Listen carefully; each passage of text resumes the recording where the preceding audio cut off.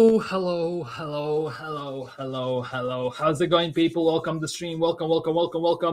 The game between Bournemouth and Arsenal has just finished. Arsenal 1, 2, 3. 3 points in the books. We got it over the line, and I guess that's what counts at the end of the day. I'm not gonna lie, because ultimately, it it was a bit of a weird one. Again, Arsenal. Well, Gabriel made a massive mistake. The Bozo gene kicked in once again. Uh, then Arsenal went very quickly, to be honest. Gabriel made it 1-1, kind of fixed his mistake. Arsenal, and it finished like that in the second half. Arsenal actually started to get the job done once again. 3-1 up. Declan Rice with a brace. Declan Rice, despite everything, I'm not going to lie, had a very good game. After the first half, when it was a bit lackluster, we were a bit too open, let's just put it that way. Second half team, it feels like Arsenal are becoming a second half team, where in the second half we actually do the most job. And again, Arsenal are the team that scores the most goals in Premier League in the first 10-15 minutes after the second half has begun. It again kicked into gear with us going 2-1 up, then it was 3-1 up, and it felt like should be good from there. But somehow Arsenal again, good goal, I'm not gonna lie, by Bournemouth. Arsenal again a bit lackluster defensively.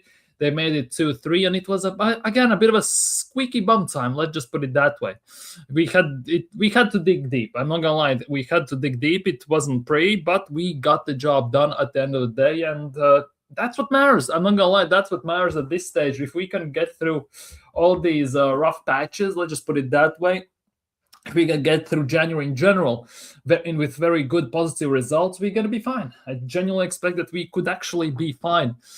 For me, the main thing is the fact that Arsenal are fixing their mistakes, if that makes any sense for you all, because last season, obviously, we got 14 draws. We got quite a few losses as well for a team. And Bournemouth was one of them. Bournemouth was one of those teams we basically lost to, home and away. Obviously, last year away, Saliba got a red card, which definitely shifted the tides, and then we managed to lose the game.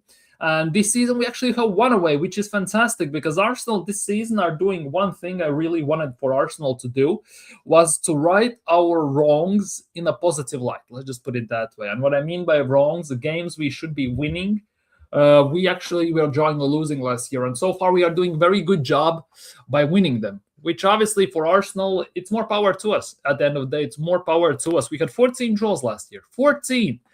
And I said this again during summer, I said this during the season, that as long as Arsenal basically get even the same wins we did last year, but from those 14 draws, we at least 7 or 2-9, something in that ballpark, I at least expected, right? Make into wins, thus adding, again, about 14 to 20 points to our total tally. It was that part of the season. We're going to win the league. And so far, we are doing that. Obviously, Man City currently are not that close to us. They're 7 points behind. Tomorrow, they play against Chelsea. Chelsea don't have a manager. How that will influence the game, obviously, with no Caicedo, and all this stuff, it's going to be very interesting to see. But now, all the attention shifts to Man City's game, because we will have to wait and see how that game finishes tomorrow, of course. But yeah, today we're going to talk about this game. We're going to talk about players' performances, subs, not subs, and everything. So let's get into it. People. Smash the like button, subscribe if you're new, leave your thoughts in the live chat so we can tackle them, we can discuss them. And let's do this. Let's actually do this. Big up, Mubarak. Big up. Arsenal 7 points clear at the moment. Yeah, Arsenal are 7 points clear of City at the moment.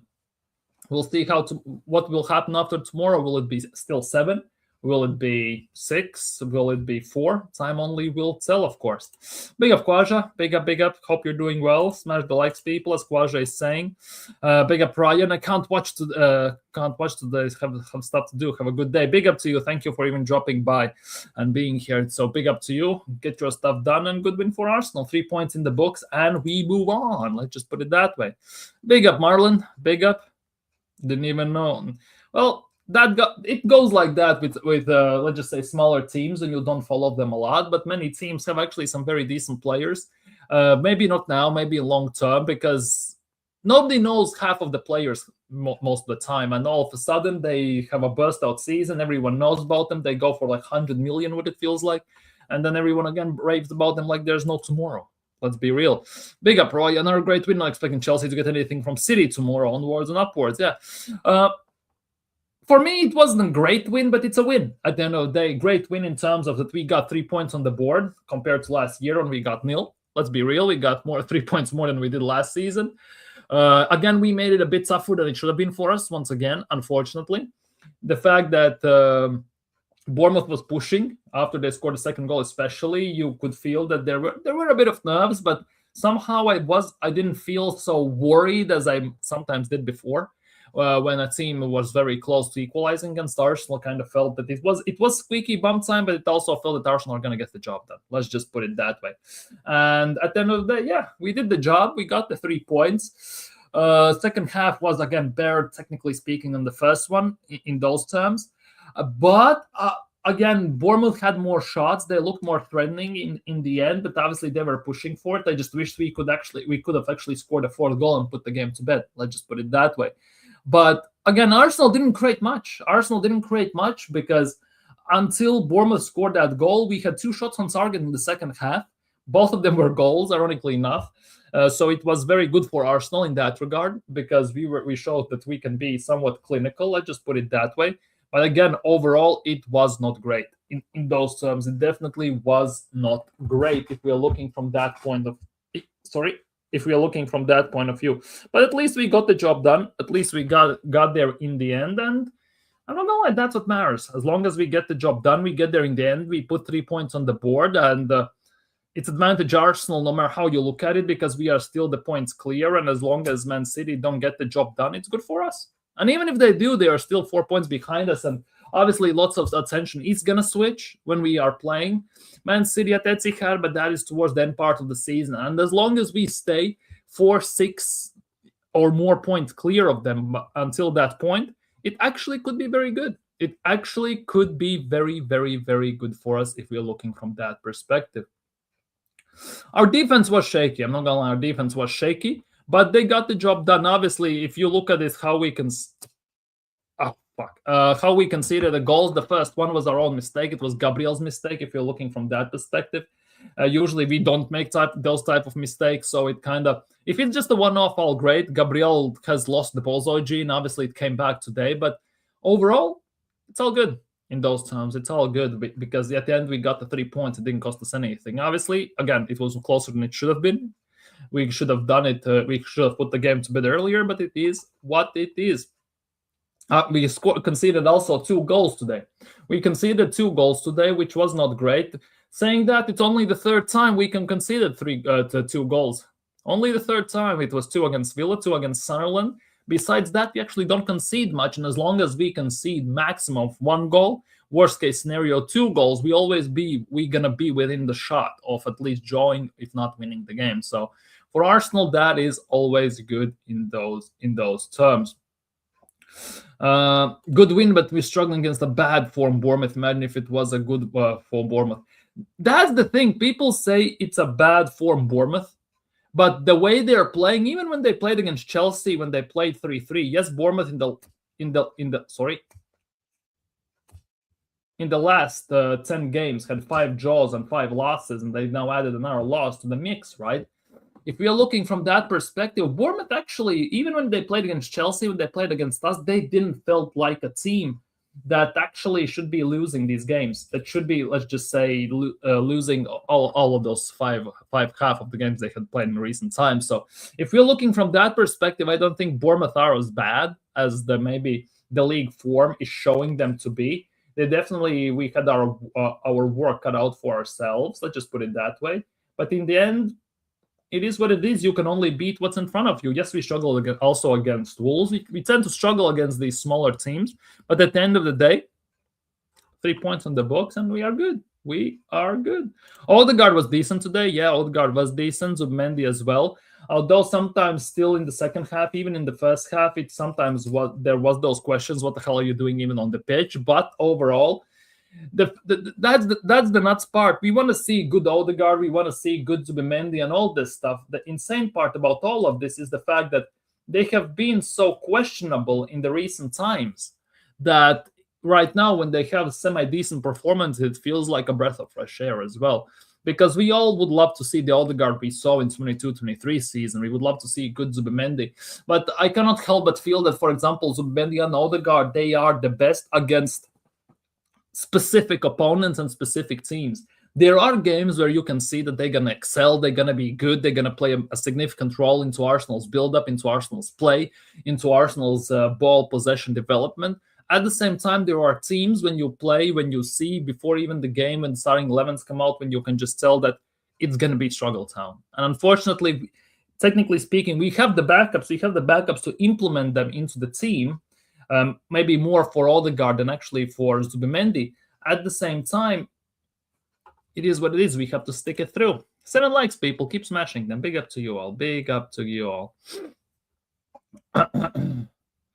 Yeah, we barely took any shots, and that is the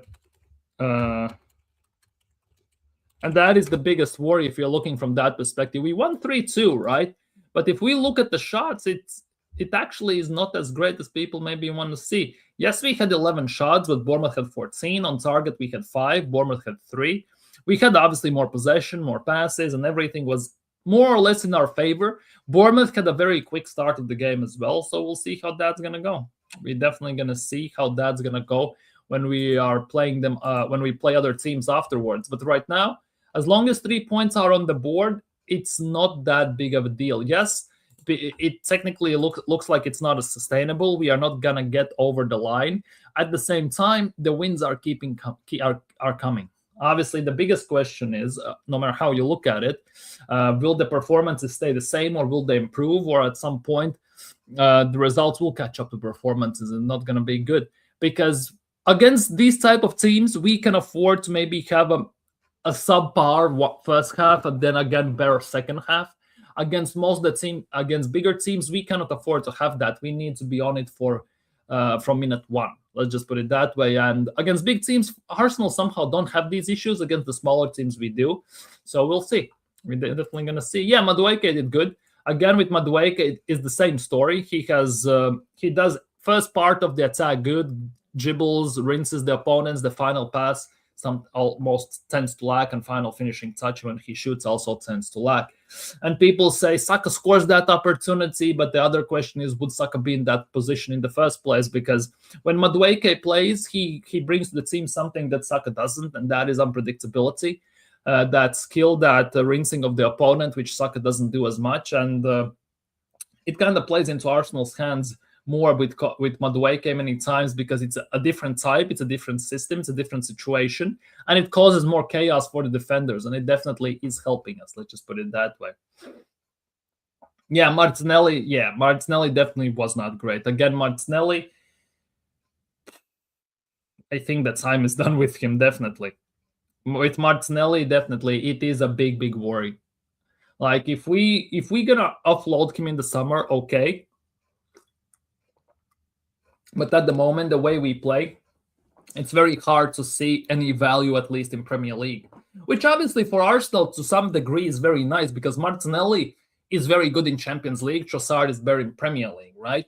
But you just wish that these competitions could kind of interchange with each other. And Martinelli also would be good in Premier League, and Trossard also would be good in Champions League. But so far, one or the other player tends to excel in a specific competition, which obviously it's good because you have someone to depend upon. But you would wish that these performances would carry over between these competitions, just so you have that extra ace up your sleeve, just in case something starts to go wrong or you have some issues. Let's just put it that way. But it is what it is. Yeah, another match where Eze doesn't play. It is a bit of a worry. But I think Arteta is not pleased with Eze, given the fact that he's a bit lazy defensively. And obviously, we know Arteta, he wants his players in general to be on it offensively and defensively, no matter where you play on the pitch. And Eze feels like he is one of those players who sometimes is a bit too lazy defensively. And since the day one, sometimes Arteta has something in for him, because when he played against Liverpool and everything, he instantly called him out in a press conference, which he usually doesn't do. He'll usually calls out the players he doesn't like. Let's just say it like that. And since the game against Villa away, we played when we lost 2-1, where Arteta on the touchline was yelling at Eze to track back, to basically to not cut inside, stay out wide, and everything. And he absolutely ignored him to some degree. Let's just put it that way. Yeah, Eze, I don't think he's gonna even come on when we are 3-4-1 up. Sometimes it feels that way because Eze definitely is not on it. He's not it. It's a very shameful situation, but I don't want to say this that Eze has missed the boat. Eze has made the wrong decision coming to Arsenal. At the same time, I cannot help but feel sorry for the kid. Let's just say it like that, because Eze's treatment overall definitely is someone that raises more questions than gives answers overall. Big up Sachs. We create nothing for Gyökeres, to be honest. Can't expect him to score from chances he gets rarely in every 3 games. Gyökeres actually did somewhat decently. He was very big and crucial part for Arsenal scoring the second goal, because the way we scored, second or the third, I think it was the third goal actually, when we scored the third goal, where the defenders were on the back foot, and there Martinelli does the flick on, and about 3-4 defenders actually all focused on Gyökeres, which left Saka open, which left Odegaard open, which allowed Gyökeres to drop the ball to Odegaard when he passed it to Rice, and Rice scored. It was the second goal where Rice scored the second goal. So there, obviously, Gyökeres might not be scoring himself, but he definitely did some very nice dirty job. Let's just put it that way, to put us in a position where we can score the second goal. Gabriel could score quite a bit of goals. I'm definitely would not be surprised if Gabriel scores quite a few goals this season. How many goals does Gabriel have? How many goal scorers does our top goal scorers in Premier League? Gabriel Magalhaes has 3 goals. Well, he's 2 only away from Trossard, so not that big of a gap. Given how we scored the set pieces and everything, definitely it could be kind of nuts one. Yeah, Odegaard still is not on it. Big Champions League game when Odegaard has a chance to score, he will. And that is the biggest thing with Odegaard. Even today as well, he had chances to take some shots. He had chances to do something, and he turned it around and passed it backwards or sideways. And that obviously is the biggest frustration with Odegaard, because you can see that there is an open lane. There is an open lane to score. There's an open lane to shoot, to pass, and do something, and he just doesn't. And that is the biggest worry, no matter how you look at it. Yeah, in the first half, yeah, definitely. Zubimendi also was not on it. Second half was kind of completely different. Madueke was really good today. Created first goal on his own with time he will be. Yeah, the thing is, he needs to learn how to finish and maybe to be a bit more level-minded, a bit more calm in the final third once he gets to that decisive pass, that decisive finishing. Let's just put it that way. And as long as that stays... and as long as he can learn that and he can actually contribute to it, maybe in training, maybe with some help mentally or physically as well, that he will become a good player. And I think that also is the biggest reason why, for example, Chelsea offloaded him, because he could do the first part of the job very good. It's just the finishing final touch, which was definitely very lacking for him. Big up, Godfrey. Big up. Yeah, Eze's treatment definitely is not great. Like it or not, Arsenal need to sign left winger. Yeah, Arsenal need, saying that for years. Let go ahead saying kinda. That was better from Gyökeres that allowed the defenders to get the better of him in the second goal. Yeah, exactly. He did everything to see perfectly for us to score the second goal, and that was very good. And if Gyökeres doesn't score per se, right, but he actually gathers that much attention that 3-4 defenders instantly jump on him, which leaves 2-3 players open on the counter, it also is good. No matter how you look at it, he does the job that people tend to overlook as well. Obviously, we all want our striker to score goals, hence why we bought him. But if he also can do that job, which obviously opens the hands of the players like Saka, who get double, triple teamed upon and stuff like that, it also is definitely very valuable to our cause. Free Eze and free Ethan. Ethan might be going out on loan. That is the only saving grace with Eze. I have no idea what the hell is going on there. Big up, Darren. Big up.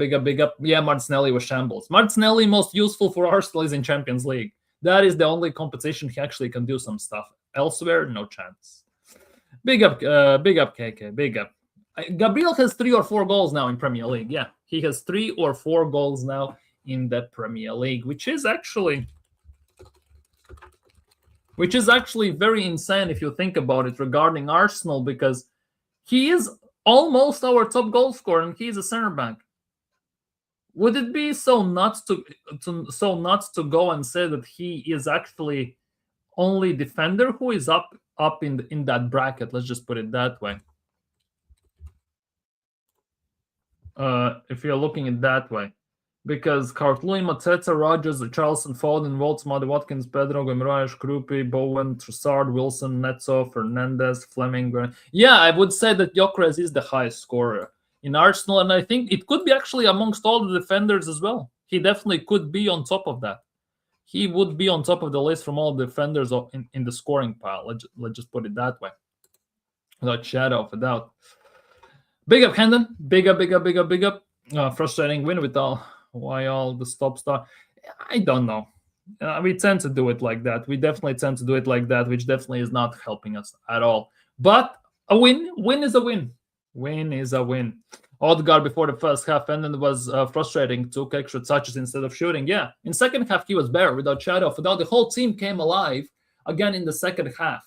Sometimes our team comes alive for the full second half, sometimes for a big part of the second half. And Arsenal obviously is the leading team in Premier League in second half goals scored in the first 10-15 minutes since the kickoff happens for the second half, which obviously we saw also today. And as long as it's working in our favor, let's just put it that way. But I just wish we could be on it since the starting minute, because against the big teams, we have no issues with that.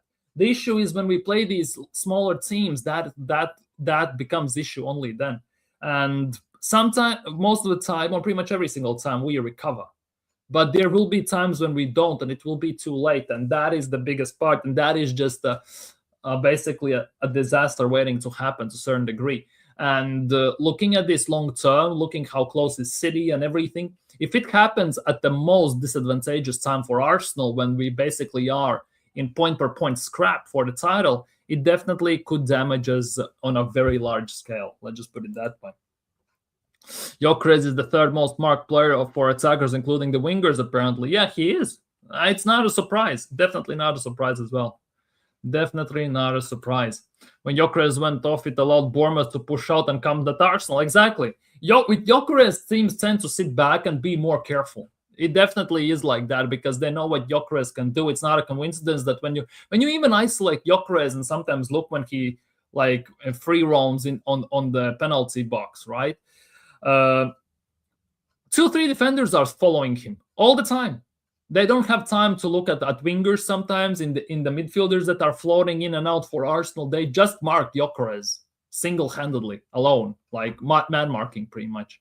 And as soon as Gyökeres comes off, Jesus doesn't possess those traits. Havertz as well, and it definitely frees up them to be more expansive, a bit less focused, maybe just through the middle, and it definitely helps them. So as much as for example, we are disappointed and pissed off that Gyökeres doesn't score and everything, he still does a lot of dirty job. But again, it's not the reason why we didn't sign him.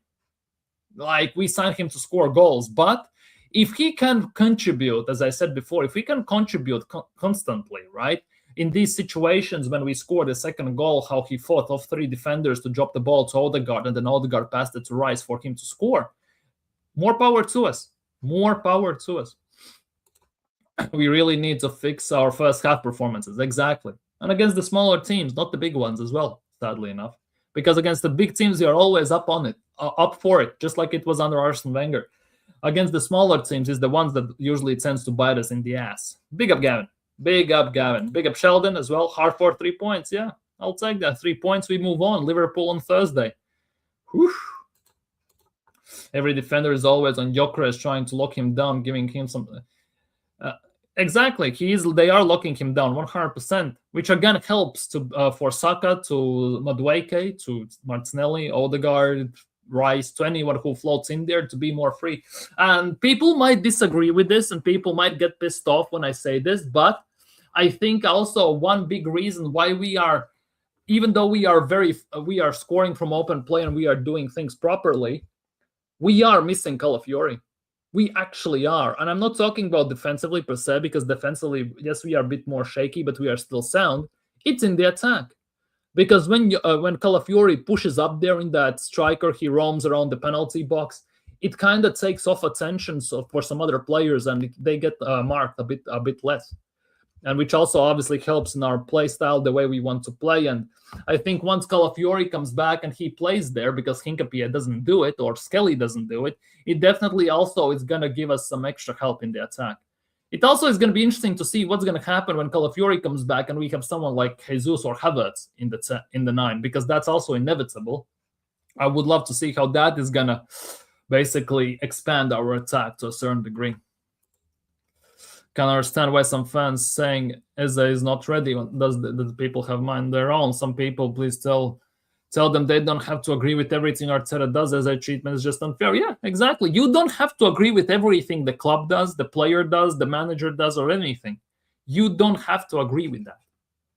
But you cannot also deny that the way Eze is treated, something is wrong. He's at the moment getting the Vanieri treatment from last year, the Smith Rowe, the Trossard treatment when he just signed.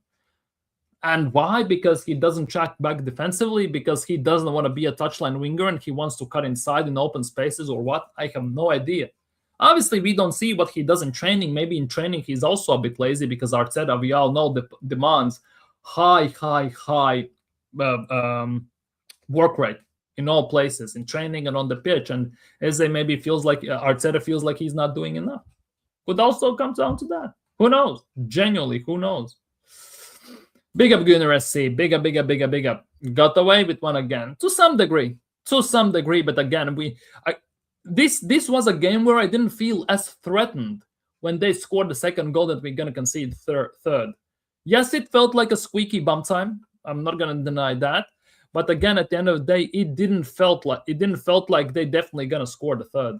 Somehow it didn't feel like that, when we were 2-1 up against Sunderland, 2-1 up, 1-0 up against Palace. It didn't feel like that at all.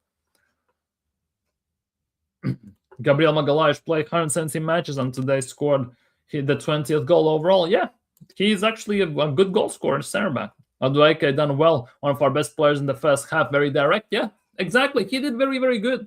Madueke, when he plays, he's obviously most of the time on it. He can be a bit frustrating to watch because he actually tries something, and if he fails, it kind of pisses people off. I'm not gonna lie, including myself. But if you don't risk, you don't get the reward. If you don't take a chance, you're never gonna score, or you're not gonna create, or you're not gonna get past the defender. And this is the thing I would love to see Saka do a bit more often, because Madueke also gets double, triple teamed upon. Same happened with Max Daumann when he was playing in the beginning of the season on the right wing, and both of them, I'm talking about Max Daumann and Madueke here, they went on and took on their opponents, and they got past them. Saka doesn't do that. Whether he doesn't have the technical ability, which I doubt that, but Saka feels a bit too one-dimensional in that regard, or maybe he has different instructions compared to Madueke, for example, from Mikel Arteta. We will never know. But certainly they are two completely opposite styles we see when they play, and we look on that right wing quite different as well when we play, without shadow of a doubt. But Saka in scoring, he's getting in the spaces from locking down Gyökeres. Saka in scoring, he gets the space to shoot himself. Saka he can score. The biggest thing about these Saka and Madueke on the right wing is the fact that people are gonna say, "Oh, if Saka is in Madueke's position, he gets it on target at least, or he scores." You know that when Madueke actually took on opponents, got into the box and shot it over the bar, right? Quite a bit. The biggest question is that people actually should be asking is, would Saka actually take on those 2-3 defenders, get past them, and put himself in the position for that shot? Because we don't see that too often. We see it more from Madueke in the limited time when he's playing than we actually see from Bukayo Saka, ironically enough. But again, this game showed that we can get the job done. Yes, it wasn't pretty, but we still can get the job done when Saka is not playing, for example, when Saka is on the bench and Madueke is starting. I also credit to Mikel Arteta when he made a triple substitution in the attack, subbing on Jesus, Trossard, and Jesus. Saka, Jesus, and Trossard when he subbed on, instantly taking our whole attacking three off. Obviously, against Liverpool, I expect Trossard. Most likely it will be Trossard. Oh, no, it will be Martinelli, most likely. Martinelli, Gyökeres, and Saka starting. But who knows? That's a discussion for another day. Hinkapie is more slow defensively than Calafiori, exactly. But going forward, Calafiori is better, exactly. And you can feel that when Calafiori is not playing, something is missing in the attack. As much as we are frustrated at times that we see Calafiori at striker up top more often than we see him sometimes at the back, and we at times tend to get caught out at left side, specifically when we defend. The fact that Calafiori goes forward is helping us quite a bit in the creative part. Let's just put it that way. Hincapie should be permanently signed without a question. I think he will. I think Hincapie will be signed permanently in the summer. I think 45 million. I think Arsenal have that in their locker. Coming on for Calafiori and Gabriel in some games, plus Rice knee sliding is not going to... Yeah, Rice, I don't know. Is Rice good? Is he playing on injections or what this game? I have no idea. But if Declan Rice played this game, I would expect him also to start definitely against the Liverpool on Thursday. Arteta will break Eze's confidence and he will play him with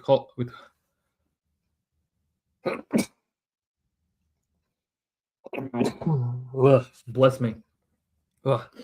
Arteta will break Eze's confidence, then he will play him with hope he fails. We have seen this before with Pepe, etc. If he'll bite him again, he has to change his approach, or if he'll fail again. The thing is, it's not the first time Eze has been benched for extended period of time. When he was at Crystal Palace, there was a time when he was benched for 6 games straight. It was about 5-6 years ago. He was benched for 6 games straight. Can you imagine that? 6 games straight. And I think Eze is going to play against Portsmouth. I expect that at least. Eze most likely is also going to play in Champions League. But in the Premier League, I'm not too sure when is Eze going to play. Maybe when we are 3 goals up, 2 goals up against some teams, he will play. Saying that, we were 3-1 up against, 4-1 up against Aston Villa, and he didn't play at all. So what is happening with Eze? What's actually the underlying circumstances for this treatment for Eze? That is the biggest question, because everything started a tiny bit already when he just signed on. He played against Liverpool and he didn't score, as Arteta called him out. After that, in the recent game when we lost to Villa 2-1, right, at Villa Park, you could genuinely hear Arteta screaming to him from the touchlines that he has to track back. He wants him to stay out wide, not to cut in and free roam into the middle, right? And right now, Eze is not playing at all, which begs the question: is in Arteta's eyes he too lazy?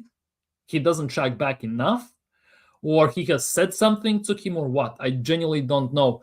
And obviously, I already can predict the fact that it feels that way. At least I can predict the fact that as soon as Arteta is gonna get asked about Eze in a press conference, he will say, well, he will get his chance. He's still a very valued member of the squad. He has a big role to play throughout the season.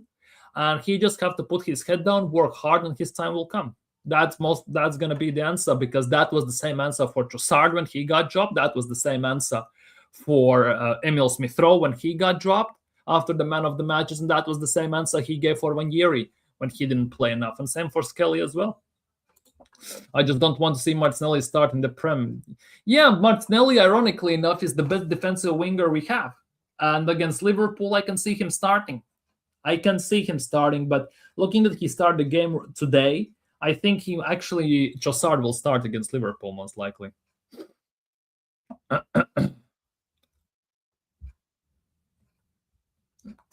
Injection FC rushing back our players, but credit to Rice, got us over the line with his brace, yeah. Credit to Rice. He not sure how serious is that injury, to what extent he is injured. Either he is good, maybe the scan showed that he's fine. Maybe he basically risked it, and to see how he was before the Liverpool game, we have no idea. But he did good. He did definitely good. He did good. He got us over the line at the end of the day. Is it being punished for Matty Cash goal? If so, Arteta? Yeah, that could be the case. My opinion, sorry, my camera just went out of focus. Let me fix that. Hell annoying. Is they being punished for Matty Cash's goal? If so, Arteta is so biased. In my opinion, the only wrong Eze has done was signing for Arteta, because no matter how well he plays, Odegaard will be ahead of him. Yeah, Odegaard, given that Odegaard is captain, he's going to play in front of him no matter what. Obviously, Eze is going to get his game time here, most likely in the Cups, in Champions League. I expect that as well to some degree. But in the Premier League, it's a weird one. It's a very interesting one. As I said before, Odegaard and Zubimendi, those are two players where when you play specific teams, they won't be effective. They will be good against certain teams, and then there will be teams they are not very effective against. And I think that is the game.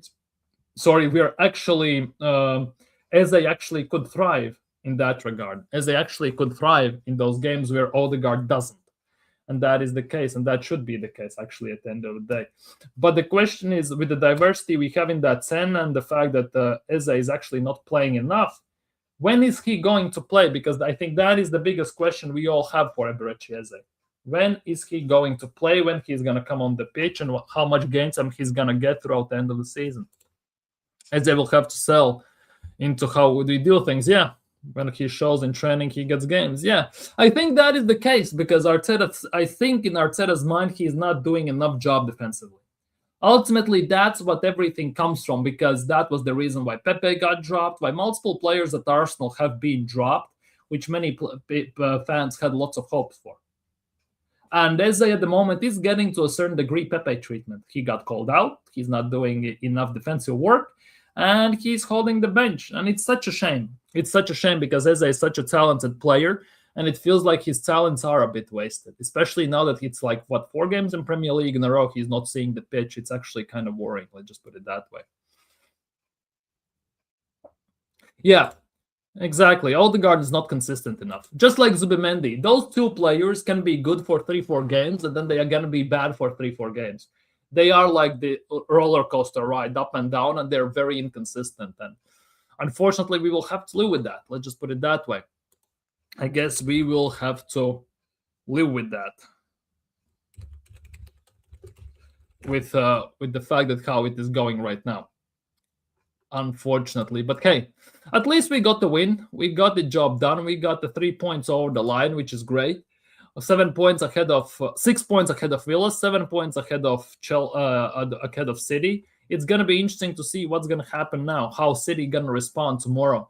Because with Maresca being sacked, they having the interim and everything, I don't actually expect Chelsea to put up too big of a fight against City. I actually don't. They also don't have Caicedo because too many yellows and everything. So it's not gonna be, for City, I don't expect it to be hard work.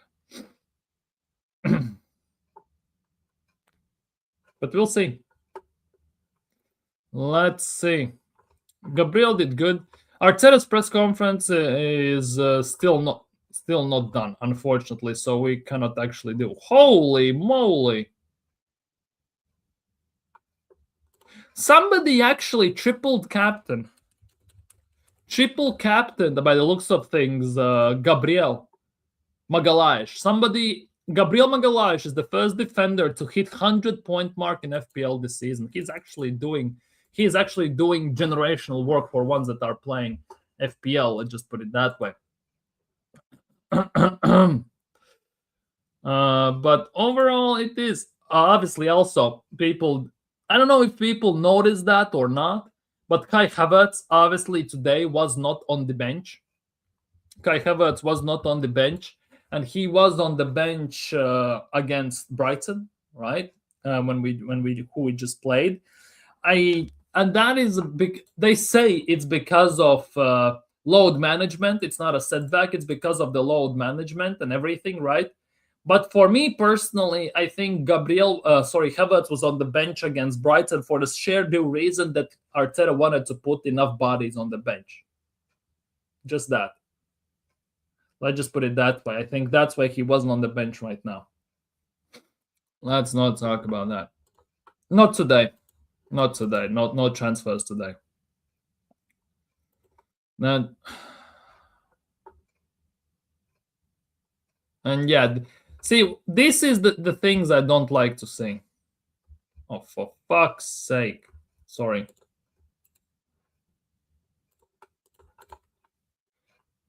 This is like stuff like this I really don't like seeing. This is one of those.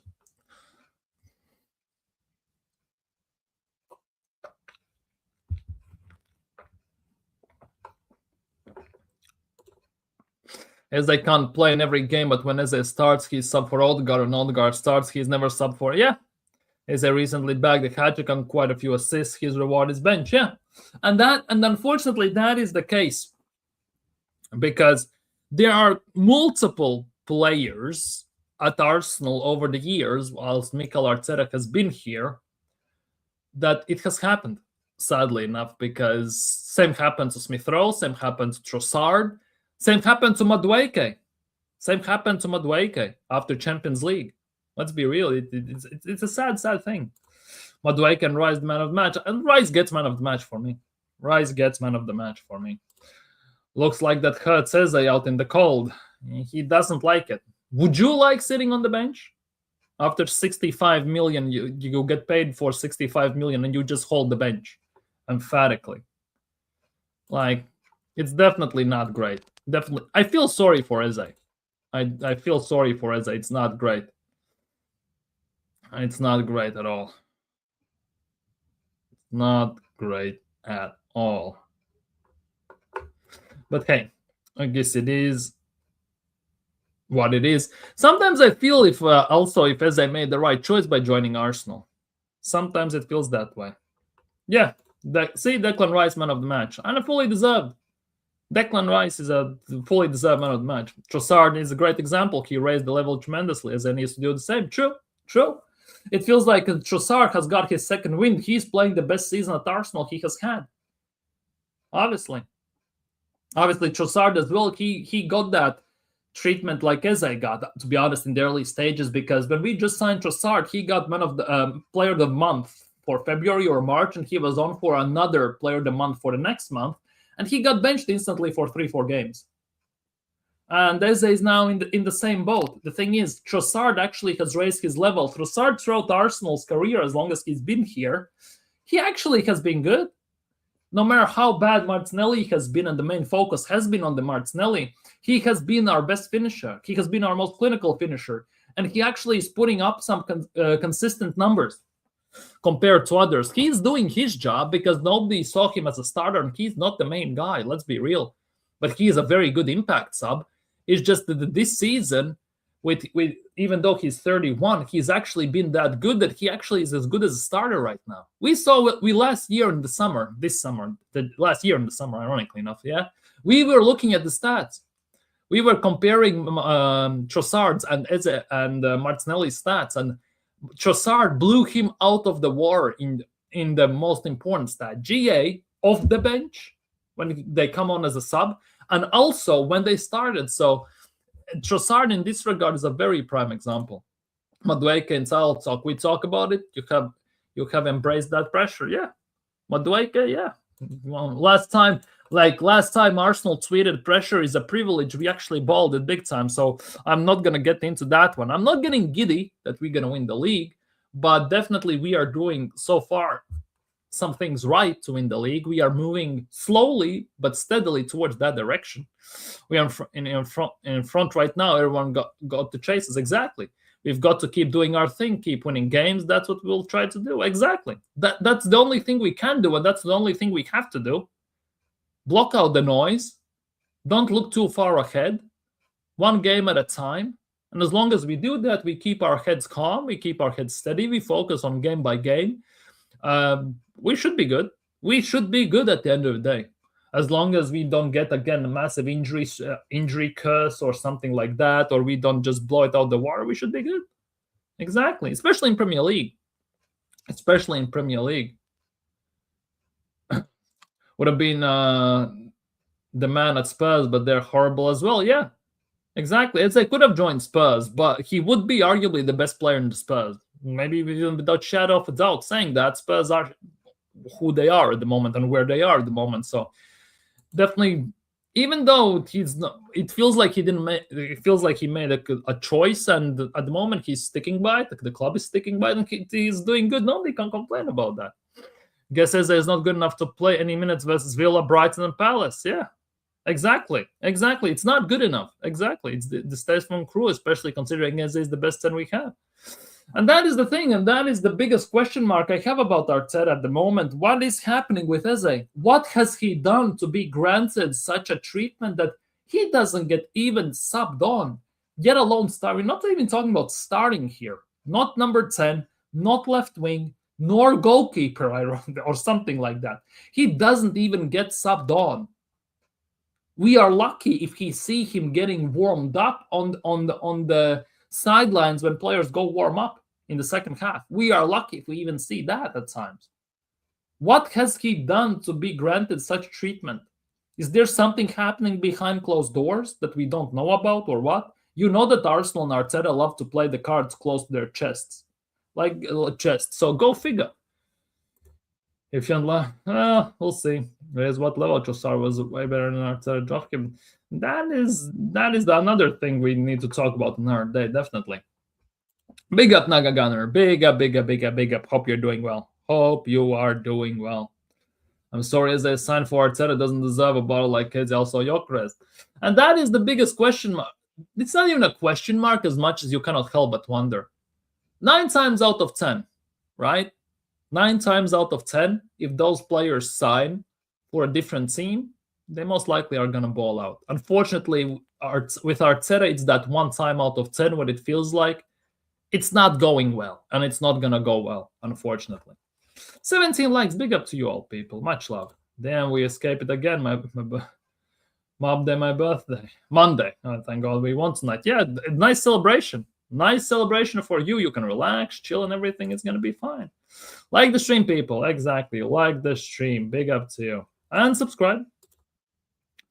Always baller, but was going to be expected.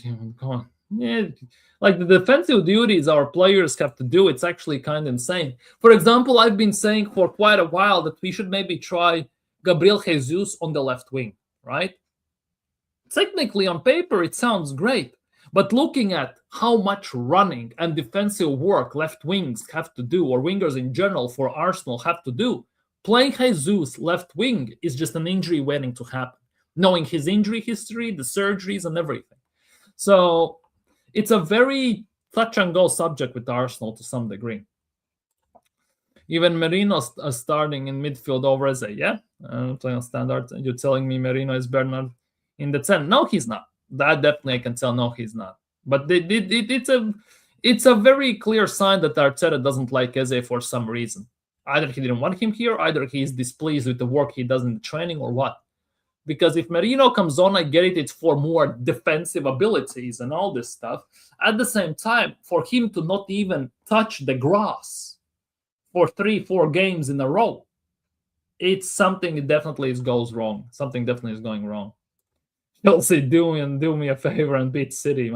I don't think it's going to be that straightforward because, let's be real, City are in a good form. Chelsea just sacked their manager. They have Inter. If you think there's going to be new manager bounce and everything, good luck with that.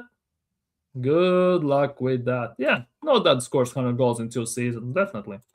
This manager is always eager to bring in Gyökeres. Jesus tried to play them both for one. Exactly. Same goes for Trossard and Eze. Odegaard and Eze. Arteta always makes these player-per-player substitutions. We saw Saka, Madueke, Trossard, Martinelli, Gyökeres, Jesus, Merino, obviously, and everything. Calafiori, Hincapié, and White, Timber, and all this stuff. He always makes player-per-player substitutions. How about you maybe change it a bit? Mid-game, just change formation. Play 4-4-2. Take off maybe Martinelli, put on, let's just say, Jesus. Switch it to 4-4-2. And play them Gyökeres and Martinelli and Jesus at striker. Saka goes right mid, and you put in a left mid somebody else or something like that. Like, you could do something like that. Our style of play is intense pressing and running. This reason our players are getting and no adequate rotation as well. It is boring. We only used 4 subs too. Exactly. It wasn't the same like a few games ago. I don't remember who we played, but it was against Crystal Palace. I think in the cup, Arteta used 1 or 2 subs out of 5 available as well. Like, it's very evident that sometimes the question, there needs to be questions about certain aspects of the game and certain instances about the game. But hey, we'll see. We'll see how that's gonna go. But obviously, if you have 5 subs, it doesn't mean you have to use them all. Obviously, it goes without saying. At the same time, you sometimes making two more subs actually disrupts. Sometimes when you make more subs, it disrupts. Uh, it disrupts the rhythm of the team. It also could play a very cruel trick on the team. Let's just put it that way. Liverpool Forest Man U leads in the league. Chelsea away. EFL first leg. Inter Kazakh team in Champions League. Portsmouth FA Cup. Bear managed the squad. Yeah, and to be honest, both games in Champions League for Arsenal are dud games. Genuinely just duds. Because we're going to be in top 2 in the Champions League. Right? So we're going to beat Kairat. I at least expect us to beat us. So that in both those games are just freebies to some degree where you can rotate. Maybe not against Inter if you want to prove yourself based on what happened last year, right? But those are duds. It seems like we always struggle against Leeds at Ellen Road. Forest, they are not in the best of forms, but you never know. They might kick into gear. Who knows, right? Home against Liverpool, we tend to do good, but we'll see how that goes. United as well. No matter how bad form United is, they always have a very decent game against us. We tend to struggle against them. Would love to smash United 5-0. Genuinely would love to. This, right? Because we play Liverpool and Man United at home. Chelsea at home. Chelsea away in Carabao Cup. We'll see what Rossinier does because I expect him to be in charge by that game, January 14th. Portsmouth in FA Cup. Yes, it's an away game. They are second to last in Championship, if I'm not mistaken. But the FA Cup magic always exists. We all know this. Anything can happen to anyone. The smaller teams are always up for it. Obviously, we saw this year Grimsby beat United. Last year, Plymouth beat Liverpool, a high-flying Liverpool, top of the league, top in Champions League, and they beat them and they knocked them out. So anything can happen at the end of the day.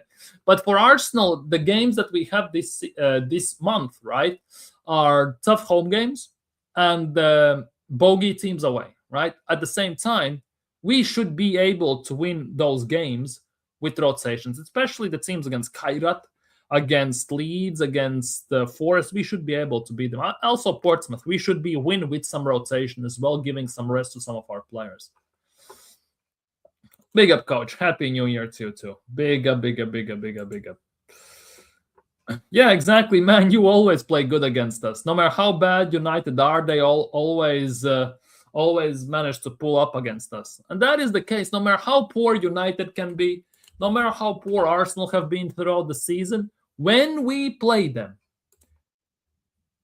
the teams always have a very scrappy, very tight, and very tough game. Always very close against each other, no matter how you look at it. And that's why you can never write any team off. Obviously, against Liverpool, it's going to be a very principled. It's going to be a very direct game. It's going to be a rough one. The question is, will we go toe-to-toe? Will we just impose that we are at home, or we are gonna give them too much respect and we're going to sit back like we did at Anfield? That is the one question that we will see in a few days, right? Because the game we played at Anfield against Liverpool in the beginning of the year definitely wasn't great.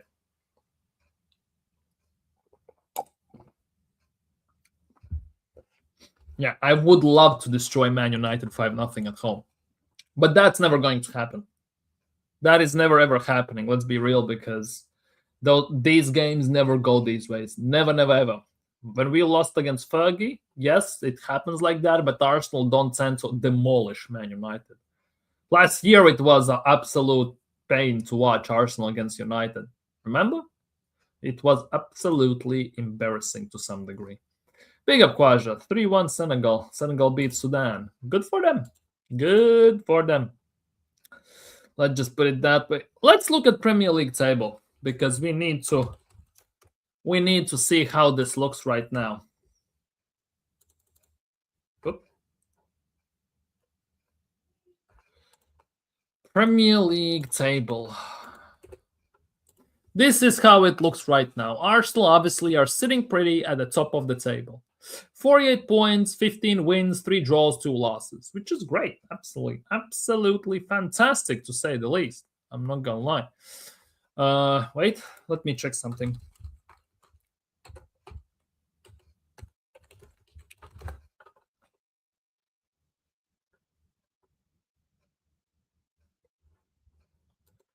So yeah, it's actually looking good. Aston Villa are second, 6 points behind, right? Man City, they have game in hand against Chelsea, obviously, and if they win tomorrow, they are again 4 points behind us. Obviously, we all hope to some degree that maybe they can slip up. Chelsea can do us some favors, but I don't expect it one single bit. There is hope, but it's the hope that kills you. So I don't expect anything from those games. Let's be real. So we'll see how that's gonna go. If Man City win their next 2 games, they go 1 point. Yeah, but put into account that Arsenal also play, right? You cannot just blindly say that if they win 2 games. You can say that if Man City win next 4 games, well, they are in front of us. Yes, but take into account that Arsenal also have to play. Yes, we have to play Liverpool. That is the biggest drawback to all of for that statement, no matter how you look at it. What's Man City?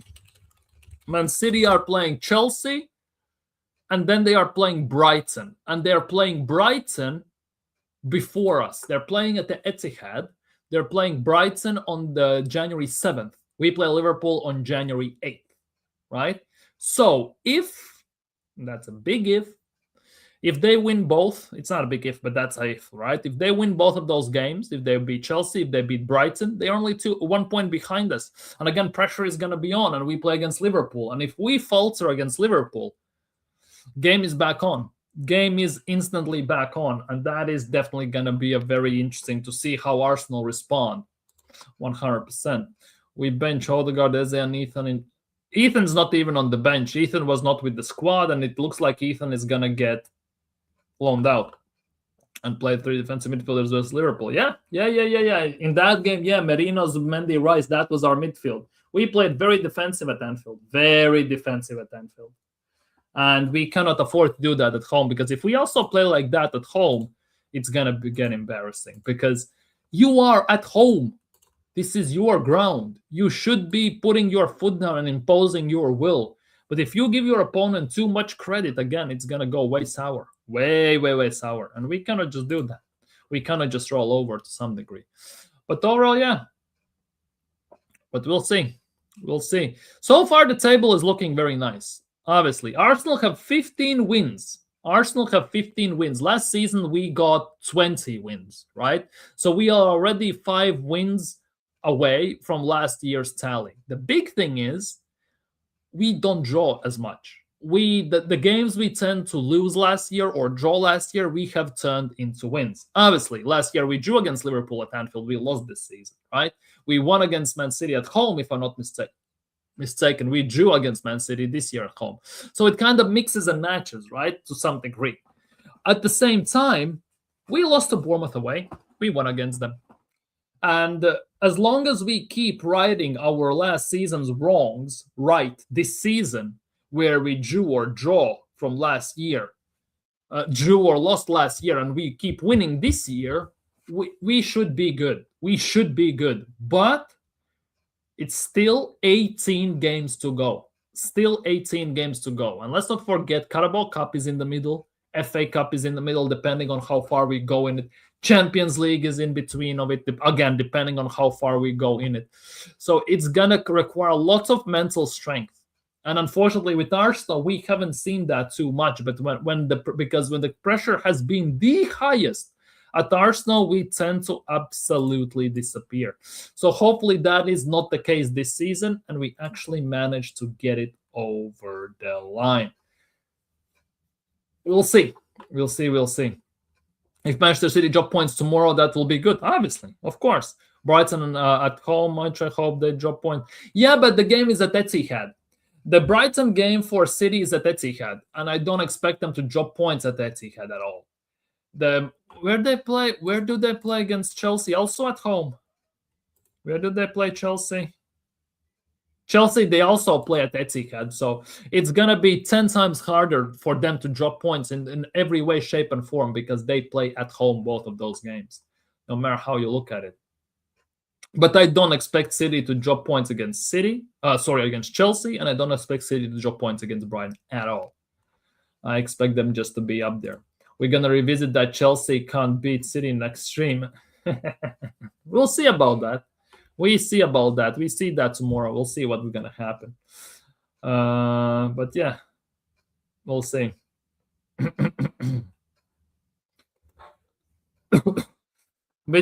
Obviously, but if you look at these things, if football, obviously football works in mysterious ways. Football is a humbler, no matter how you look at it. And it would be to some degree the most Chelsea thing that you can see, that they have, like I say though, manager is not here. They're still signing the new manager. It would be in Chelsea's blood to some degree to actually get a result tomorrow against City. It would not surprise me if we are looking from that perspective. Let's just put it that way. He still can dunk on us. How is Ethan gonna dunk on us? What? What are we talking about here? What? How can Ethan even dunk on us? Even if he goes out on loan to Bournemouth, 100% there will be clauses in his contract that against Arsenal he cannot play. Because 99.999% of the contracts state or they get written up in a way that a player who is on loan from a specific team cannot face that team if they have to face them in the league or in the cup. So Ethan is not going to dunk on us. He's not going to play against us. Let's be real, people.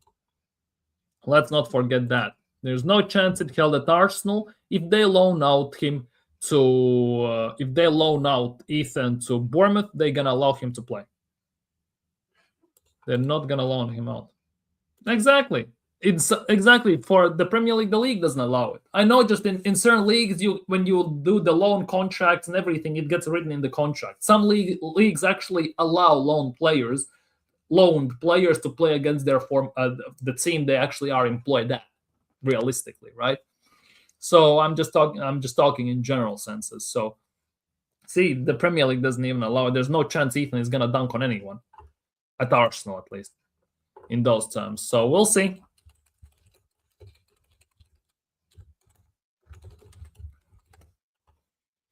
Let's see. Anything here? Oh, here we go. We have a few minutes. Let's look at this quickly. Big up, Jordan. Big up, Jordan. Hope you're doing well today, bro. Hope you're doing well. Let's look at this quickly. Just quick word. Let's look quickly at this. On the full-time whistle being blown, Bournemouth, I have to judge a lot of things. I prefer not to make comments, obviously. On scoring straight after halftime off and try to learn from what happened, well, that's Declan Rice scoring 2 goals. I really love today the next step of the team in terms of individual presence. I think Gabriel Magalhaes has done after making a big mistake to concede the goal, the way he reacted to that, and the way he played afterward, the way he transmitted energy after that, it was remarkable. Declan, another one. Every hour for him was important to be able to be available today. We didn't know for how long. So in the manner of that he competed, played on top of the scored 2 goals, I think it was outstanding. It's a really big message for the team. On talking to him about his goal scoring habits, yes, not chipping it. To chip in, you have to do a lot of things. First of all, you have to get into those positions, has to be ability, blah, blah, blah. On examples of our players responding well to setbacks in the past. So just Gabriel, you've seen it happen with Saka. You have Gabi himself in that full game against Mitrovic, mistake as well. Was it individually about the players? It's about the moment. So I'm very, very impressed with what he's done and everyone has done. Whether Declan is one of the best midfielders in the world? Yes, for me, one of the that we have. Yeah, Declan is one of the best midfielders in the world. I'm not gonna lie. He's not world class, but he's one of the best in the world. I will say that as well. On performing in that way after missing the previous game, well, because he was so disappointed not to play against Villa, he really wanted it. He tried in the morning. It was nowhere near a possibility. In the morning, it was nowhere near a possibility. He wanted to train the next day. It wasn't a possibility. That's after the Villa game, I assume, before the end of the year. Until the last minute, I asked him, how are you feeling? He said, I'm in. And he showed that with the big game.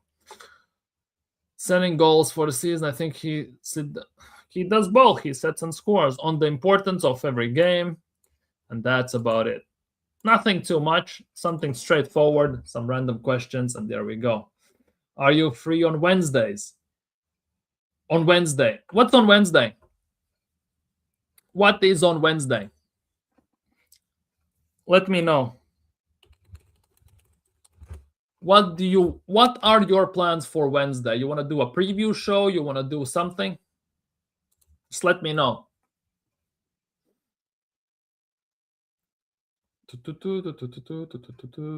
7th of January. Yeah, Wednesday, 7th of January. So that's before the Liverpool game. Jordan is a Liverpool fan, so I would expect he wants to do a preview show for the Liverpool game. At least I would expect that. But yeah, let me know. I think I'm gonna. If you're not here anymore, I think I'm gonna see you in some chats and everything. So we'll see. We'll see. We're gonna figure something out 100%. 100%. We're gonna see something.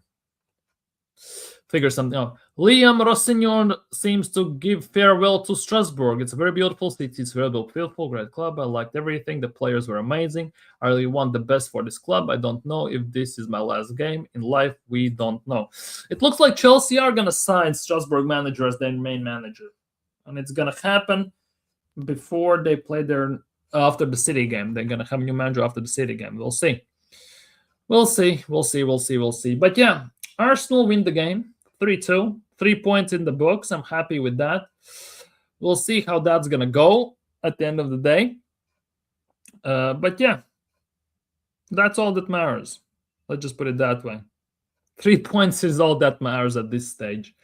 Because at some stages, it has to come to a point where you just have to get it over the line no matter what the circumstances are. And obviously, today it didn't go to such an extent, but it wasn't also pretty. In previous games, it came to that extent. Let's just hope it doesn't come that quickly anytime soon. We just do our thing. We win the games. We get the 3 points on the board, and we move about this as quietly as we can, because I'm not going to get giddy until it's April, maybe May, right? But for now, I'm definitely sitting here talking about the games, my thoughts, performances, players, transfers, which is going to happen tomorrow. But yeah, for now, I'm going to be signing off. So like the stream, subscribe. Going to see you soon, Jordan, somewhere on some other streams. Definitely going to see you, or comment under this stream as well. You can comment. I will definitely answer you, and I will be on lookout for that. But for today, I am signing off.